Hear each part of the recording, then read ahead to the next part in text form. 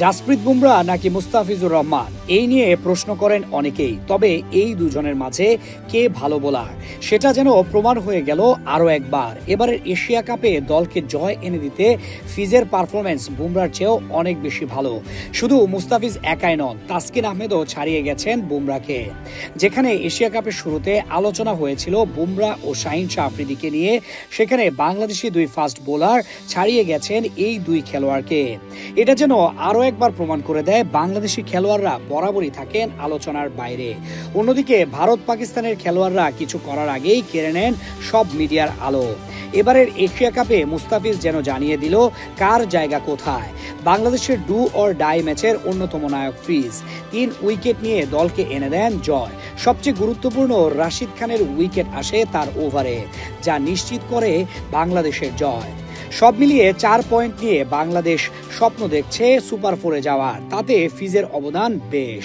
3 ম্যাচে 4 উইকেট নিয়েছেন, 21 বোলিং গড়ে। এদিকে দলের আরেকজন স্পিনার রিশাদ হোসেন শিকার করেছেন ফিজের সমান 3 ম্যাচে 4টি উইকেট।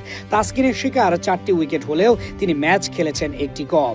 2 ম্যাচে 4 উইকেট শিকার তার। এবার দেখে নেওয়া যাক সবচেয়ে আলোচিত 2 বোলারকে নিয়ে। বুমরা অবশ্য এখনো 3 ম্যাচ খেলেননি। 2 ম্যাচ খেলেছেন তিনি, যেখানে তার উইকেট 3টি। বোলিং পিচে রাজত্ব করেছে তার দলের অন্যান্য বোলাররা, অথচ সেই তুলনায় তার উইকেট কম। এবার আসা যাক শাহিন শাহ আফ্রিদির দিকে। পাকিস্তান যে সুপার 4-এ পৌঁছে গেছে সেটার পেছনে বড় অবদান তার। বোলার আফ্রিদিকে নিয়ে যতটা আলোচনা, এর চেয়ে বেশি আলোচনা করা যায় ব্যাটার আফ্রিদিকে নিয়ে। 3 ম্যাচে 3 উইকেট শিকার তার, অথচ তিনি ব্যাট করেছেন 200 এর উপরে স্ট্রাইক রেটে। রান করেছেন 64, তবে এখনো আউট হয়নি একবারও। শেষ ম্যাচে আরব আমিরাতের বিপক্ষে জয়ের মূল নায়ক তো তিনি। এসব পরিসংখ্যানে একটা জিনিস বেশ পরিষ্কার, ভারত ও পাকিস্তানের খেলোয়াড় নিয়ে যতটা আলোচনা হয় সেই অনুযায়ী তেমন আলোচনা হয় না বাংলাদেশের খেলোয়াড়দের নিয়ে। কিন্তু পরিসংখ্যান ঠিকই কথা বলে বাংলাদেশের পক্ষে। এবারের এশিয়া কাপে উইকেট শিকারীর তালিকায় যথেষ্ট এগিয়ে আছে তাসকিন, মুস্তাফিজ ও রিশাদরা। যদি আফগানিস্তান হেরে যায় শ্রীলঙ্কার কাছে, এরপর সুপার 4-এর টিকিট নিশ্চিত হয় বাংলাদেশের, তবে এই সংখ্যা আরো সামনের দিকে নিয়ে যাওয়ার সম্ভাবনা থাকবে বাংলাদেশি খেলোয়াড়দের। মুস্তাফিজ শুধু যে এবারের এশিয়া কাপে এগিয়ে আছেন তাই কিন্তু নয়, ক্যারিয়ার বিবেচনাতেও এগিয়ে আছেন তিনি।